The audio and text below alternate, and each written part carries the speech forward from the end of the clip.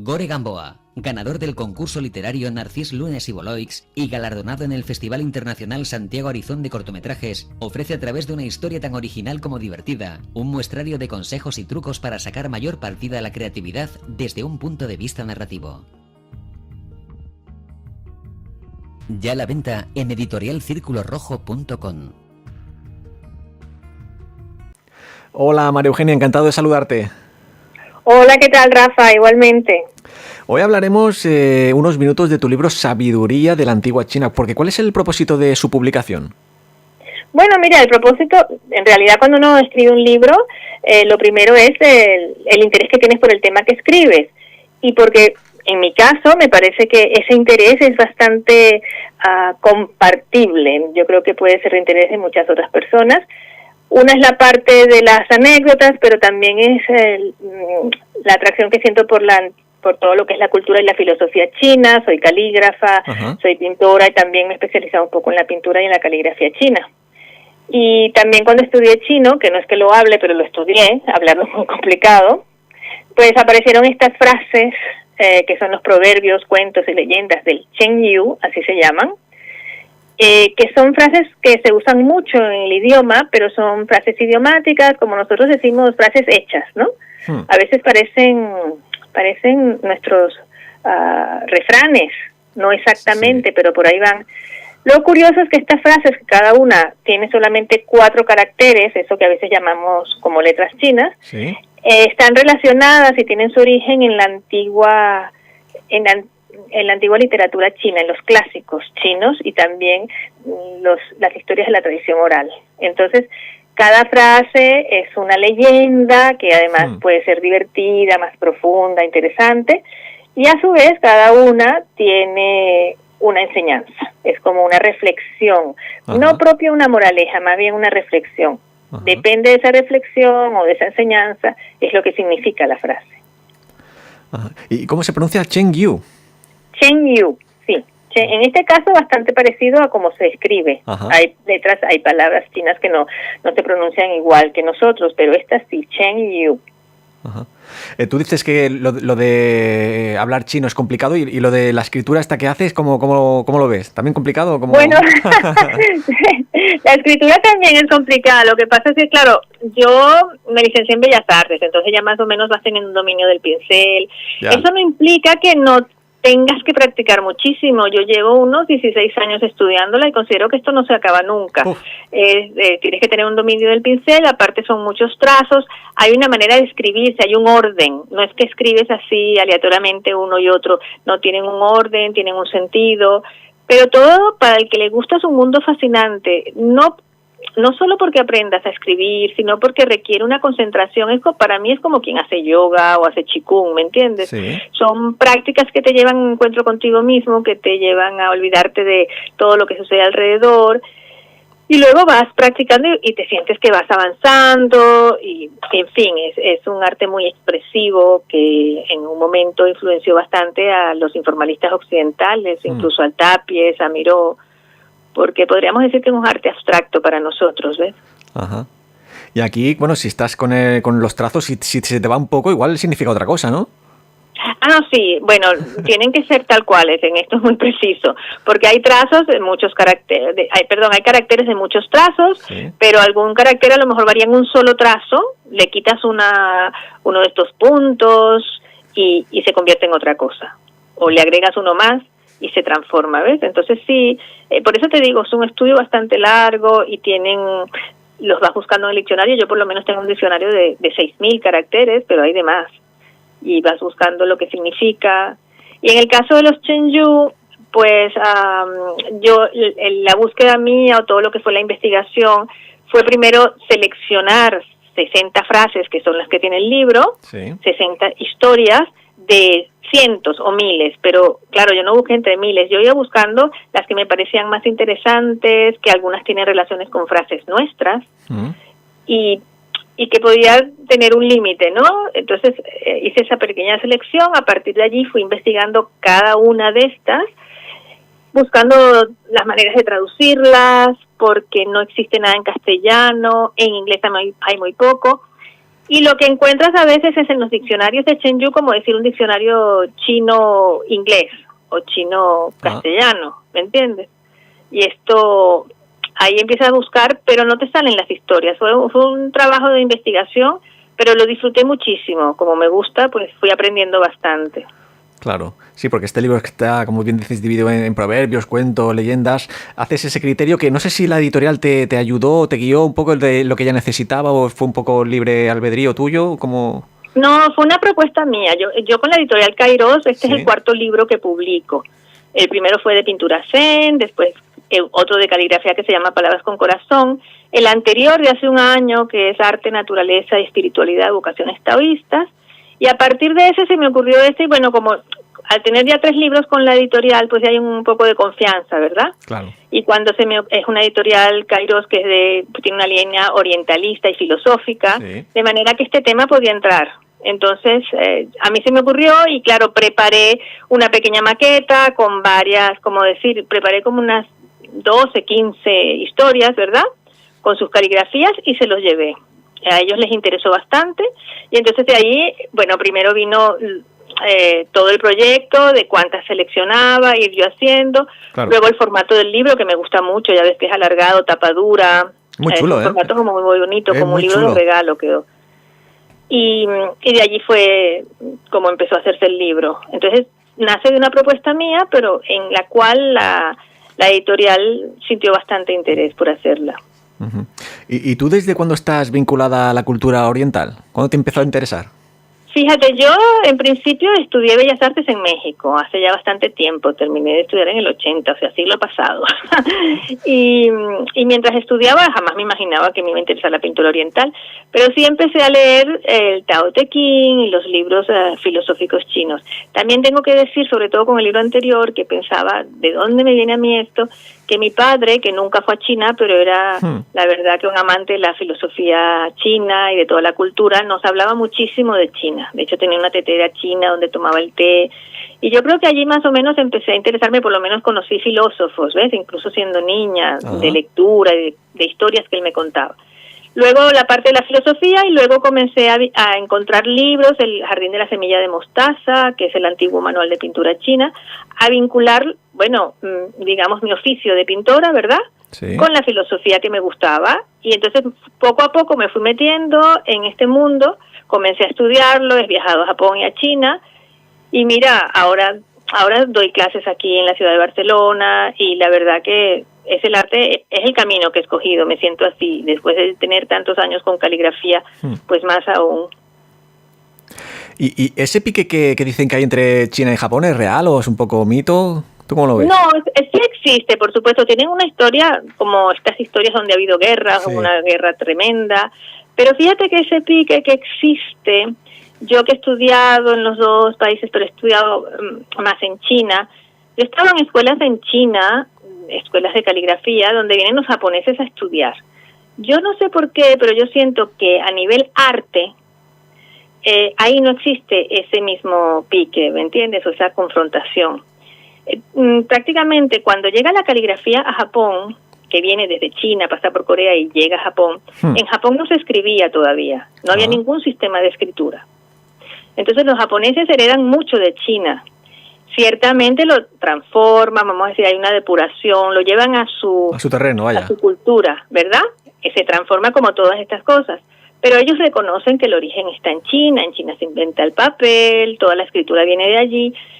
Entonces los que estudian arte, al igual también la pintura, muchos, y ya en épocas muy antiguas, los monjes viajaban a China porque el mismo budismo zen, que es japonés, el origen está en China, en el budismo Chan.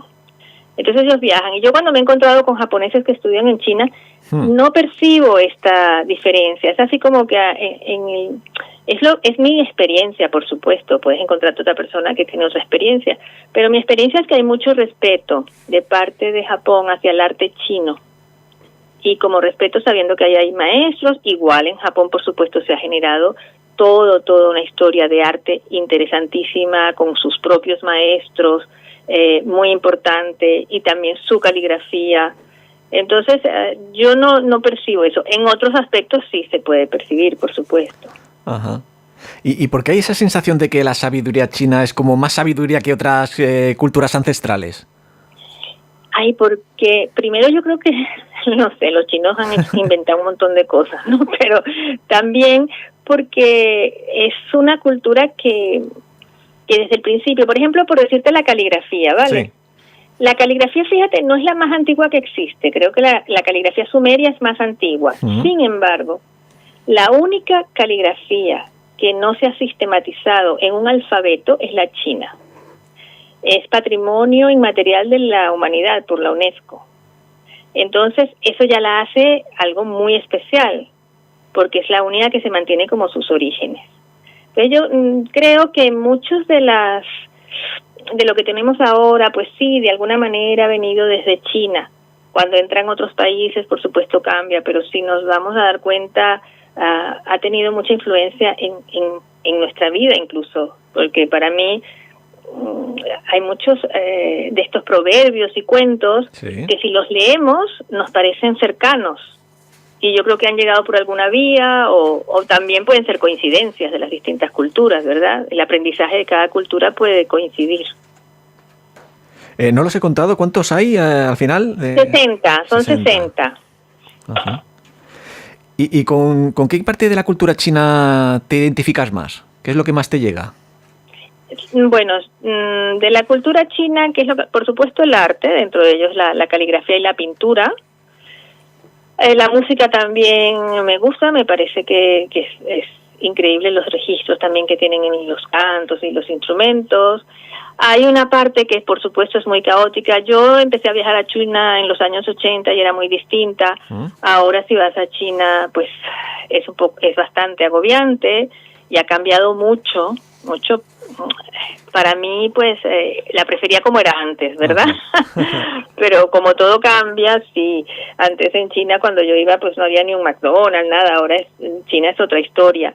Entonces, quizás yo soy un poco así como soñadora y más me quedo en lo de antes. Claro. Pero sí, lo que es la parte filosofía, lo que es el taoísmo, es algo que me atrae muchísimo, y las artes. Yo te diría que eso es algo que me gusta mucho. Bueno, cuando uno tiene una cultura que te llama la atención, porque incluso la comida me parece maravillosa, la buena comida, no la de los restaurantes chinos de aquí. Sí. Dinos un plato que hayas probado. La buena gastronomía china es impresionante. Dinos un plato que hayas probado y que te haya impactado. Mira, hay un plato que es muy muy rico. Bueno, allá puedes comer todo, vegetariano, las comidas son exquisitas. Cuando vas en primavera, los brotes de soja son deliciosos, la manera en que cocinan el arroz, todo, las pastas. Hay un pollo, te lo voy a comentar porque es un plato particular, y si alguien va a China que lo pida, que se llama pollo al mendigo. Tiene toda una historia de un mendigo, pero es un pollo que, aparte que lo ponen con una cantidad de hierbas, especies muy ricas, lo envuelven en hoja de loto, son unas hojas muy grandes, y después lo forran todo con arcilla, como si fueses a hacer una vasija, ¿no? Pero como que lo vuelves, lo cubren todo con arcilla, con barro, se seca y lo meten al horno. Y claro, cuando lo sacan y lo abren, lo primero es que te lo rompen con un martillito, así como quien rompe una vasija, luego empiezan a abrir todas las hojas de loto y te sale una exquisitez. Entonces esto es un plato que yo llamo, me parece curioso, ¿no? Pero aparte de eso tienen cantidad de platos exquisitos. Sí, tiene buena pinta. Sí, tú buscas, ahí googleas pollo al mendigo y te sale mendigo. ¿Y allí tienes no sé si tienes algún rincón favorito, alguna especie de retiro espiritual, algo que vieses allí? Bueno, para mí quizás es la escuela donde he estudiado la última vez, que es en Hangzhou. Para mí Hangzhou es una ciudad bellísima, queda muy cerquita de Shanghai, y aunque tiene también, bueno, ya no existen pueblos, son ciudades siempre superpobladas, pero tiene lo que se llama el Lago del Oeste.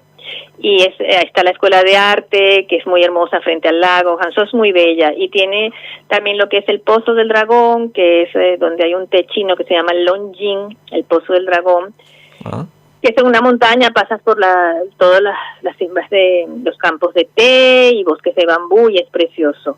Y muy cerca está Shaoxing, que es una ciudad que es para los calígrafos, donde se escribió un documento muy importante y es como la meca de la caligrafía. En primavera siempre van miles de calígrafos allí a esa zona, porque ahí existe un calígrafo, ya te digo, que es así como el santo de la caligrafía, que escribió este documento. Esos dos lugares a mí me gustan mucho y bueno, cuando pienso en volver a China siempre pienso en volver allí. Ya los tienen marcados, ¿no? Para sí, bueno, yo creo que todos tenemos algún lugar donde decimos, ay, si vuelvo a ese lugar. Ya no iría a conocer, ya no iría otra vez arriba y a otras partes, pero bueno, China tiene lugares maravillosos, también el Taishan, que es una de las 5 montañas sagradas, que la subí en su momento, es bellísima, hay lugares maravillosos para ir. Y para que los oyentes hagan una idea del contenido del libro, ¿podrías contarnos una historia, un cuento, un proverbio a modo de Sí, te voy a contar uno, déjame ver dónde está. ¿Tú tienes el libro allí? Lo tengo aquí delante, si me dices la página. Vale, hay uno que me parece interesante, para que se den una idea, ¿verdad? Que es en la página 33. 33. Sí, que es el reflejo de la serpiente en la copa. Sí. Te lo cuento más que leerlo, ¿verdad? Dímelo en italiano, iba a decir, en chino, que lo veo aquí debajo. ¿Cómo es? ¿Cómo se diría? Sí, ¿cómo es esto en Bueno, chino? la primera, que es B de Barcelona, se pronuncia como P de París. Ah. Entonces se dice Pei y la G se pronuncia como K. Pei con She Yen. Pei con She Yen. Así se diría, Pei con She Yin. Cuando ya vas a ver lo que significa cuando alguien te dice a ti eso, Pei con She Yin, ¿vale? Creo que lo pronunció bien, pero seguramente no se entenderá tanto, es que los acentos son muy complicados. Ya. Entonces te cuento que esta es una antigua leyenda que nos dice que una vez hubo un magistrado muy importante que invitó a uno de sus secretarios a tomarse una copa de vino en su casa, ¿bien? Entonces cuando lo invita y le sirve el vino, el secretario, en lo que alza la copa, se da cuenta o mira que dentro del vino hay una serpiente pequeñita que se está contorsionando. Este hombre, siendo un subalterno, siente mucha vergüenza y no es capaz de decirle a su superior, oiga, que hay una serpiente, y entonces cierra los ojos y se lo traga. O sea que una vez que se toma la serpiente, le ofrece más vino, ya no quiere más, decide retirarse, pero con esta sensación te lo puedes imaginar de sentir que nos hemos tomado una serpiente, ¿no? Entonces se va a su casa, ya se va sintiendo enfermo, cada vez se siente peor y bueno, la familia se da cuenta, tiene una plenitud de estómago, casi no puede respirar, cada vez está peor y llaman al médico, empiezan a buscar al médico, buscan varios médicos, ninguna medicina le hace bien, él sigue con la idea que se tragó la serpiente. Y bueno, toda esta situación llega a oídos del magistrado. Le dicen, bueno, desde que se tomó la copa de vino en su casa, este hombre se enfermó. El magistrado, preocupadísimo, se va a la casa del secretario, lo visita y le pregunta a todas estas, y al secretario pues le tiene que decir la verdad, y le dice, es que cuando yo me fui a tomar el vino, adentro había una serpiente que se estaba moviendo, estaba viva y me la tomé. Bueno, este hombre no da crédito, el otro dice, no, esto no es posible en mi casa. Entonces va a su casa y lo que decide es ir al mismo lugar, a la misma mesa, servirse una copa de vino, colocarse donde estaba el secretario, y efectivamente cuando alza un poco la copa, ve que hay una serpiente que se está moviendo adentro. Entonces, pero alza un poco más la copa, la pone así al trasluz y no hay nada. La vuelve a bajar un poco, la ve, entonces ya empieza a buscar alrededor y se da cuenta que en la pared hay un arco, de estos arcos que son un poco con formas así curvas. Hay un arco colgado, un arco decorativo. Y eso es lo que se refleja en cierto punto en la copa.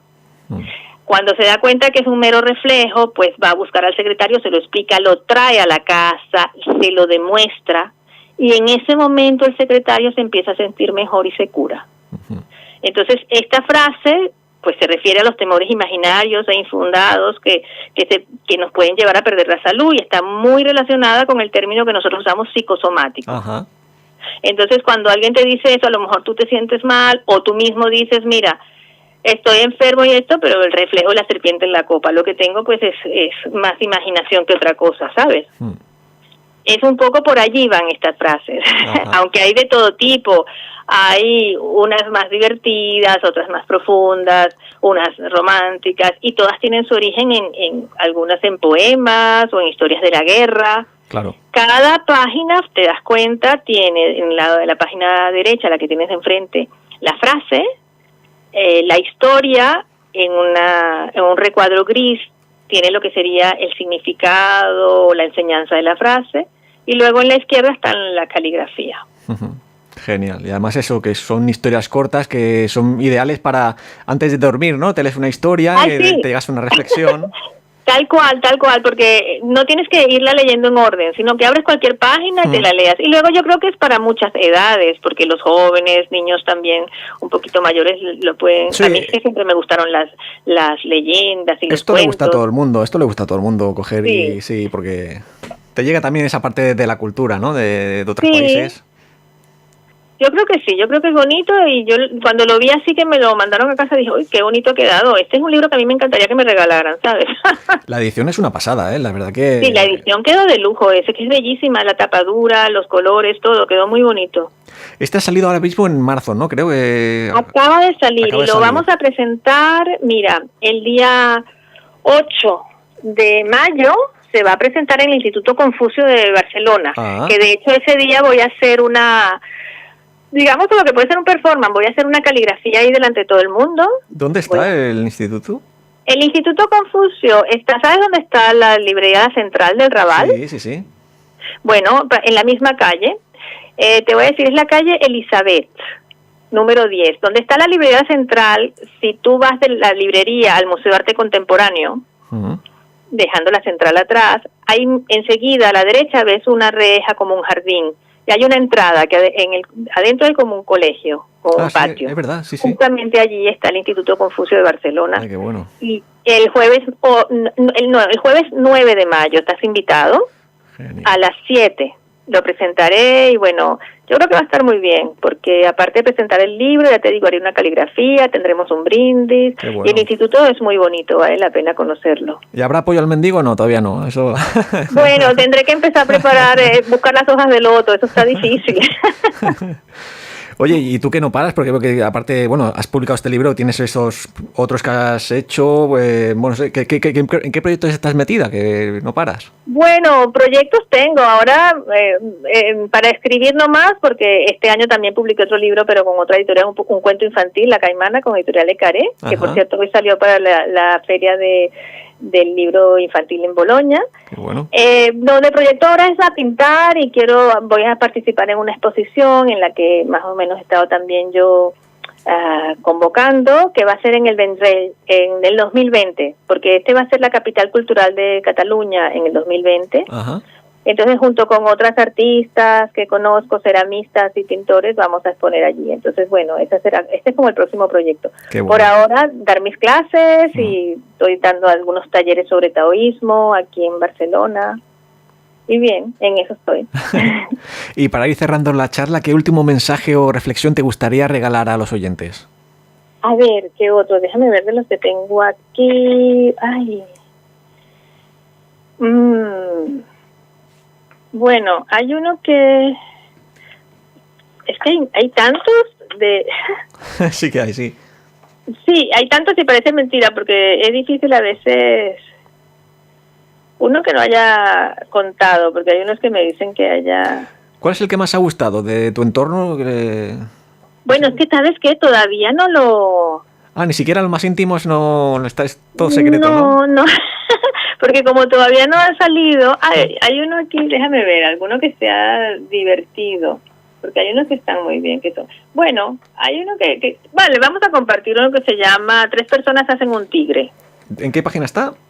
Ese está en la 29. Vale, voy para allá. Que es otra historia, que es antigua, de la época en que China todavía no era la China de ahora, estaban en guerras, ¿no? Se querían unificar y entonces esa es la época de los estados combatientes. Y entonces habían muchos estados pequeñitos que hacían pactos unos con otros como para juntarse y poder vencer a uno mayor. O sea, se trataba de quién cogía más territorio hasta que se llegó a unificar toda China, pero eran cantidad de estados pequeños.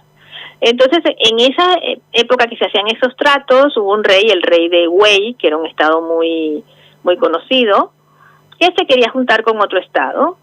Pero mientras se hacía el pacto, el otro estado le dijo que mandara a su hijo como rehén, ¿bien? Para poder cumplir todo el acuerdo y firmar el pacto.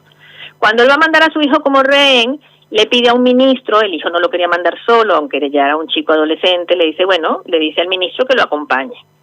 Y el ministro, cuando le dicen que se tiene que alejar del reino, pues un tiempo indefinido, pide audiencia con el rey y le empieza a explicar, a ver, su excelencia, si aquí viene un hombre y le dice que afuera hay un tigre, ¿usted le cree? Y el rey le dice, no, es muy raro que afuera haya un tigre. Pero le dice, y si vienen 2 hombres y le dicen que afuera hay un tigre, bueno, si son 2 a lo mejor lo empiezo a dudar. Dice, si son 3 lo que dicen que afuera hay un tigre, bueno, pues si son 3 ya creo que por muy raro que sea, afuera habrá un tigre. Entonces le explica, bien, cuando yo me vaya, van a venir muchos enemigos míos y le van a empezar a decir cosas de mí que seguramente no son ciertas, porque lo que quieren es que usted pues ya no tenga confianza en mí y usted me quite de su séquito, ¿no? Uh-huh. Entonces, bueno, se van efectivamente cuando está lejos vienen a hablarle mal del ministro. Al principio el rey se acuerda de lo que el ministro le dijo y no le hace caso, pero poco a poco vienen más, les hace caso. Cuando regresa, que se firma el pacto, regresa el hijo con el ministro, pues ya tenía vetada la entrada al palacio y ya no podía volver. Había sucedido lo que él se temía. Entonces, lo que quiere decir es que se refiere a los rumores infundados. Mientras más personas hablan y dicen algo, aunque sea mentira, pues es más fácil que se crea que es verdad. Claro. Entonces en China cuando te dicen 3 personas hacen un tigre, quiere decir que mientras más digan algo, aunque sea mentira, le vamos a creer. Eso pasa mucho, ¿eh? Sí que es verdad, sí. Y aparte, ¿cómo se cuenta en esta historia china? Que es como muy elegante todo, ¿no? Parece las historias chinas que he leído en tu libro, pues tienen como mucha clase, ¿no? Como muy elegante todo. Sí. Yo, claro, te voy a decir, a veces eran historias que encontraba un párrafo, o más o menos la idea, después buscaba, y más o menos, pues, digamos que yo les he puesto un punto de fabulación, las he descrito y he contado cosas, pero sí, el hecho que estén fundamentadas en la literatura clásica china les da ese punto de elegancia que tú observas. Pues genial, María Eugenia. Ha sido un placer charlar este ratito contigo. Muchas gracias, muchos éxitos. Igualmente, gracias a ti. Y aquí en Radio San Vicente tienes tu casa para lo que quieras. Sí, ya veo que estás en San Vicente del Horta. A ver un día que pasamos por allí, ¿vale? Venga, cuando quieras. Gracias, hasta luego, Rafa.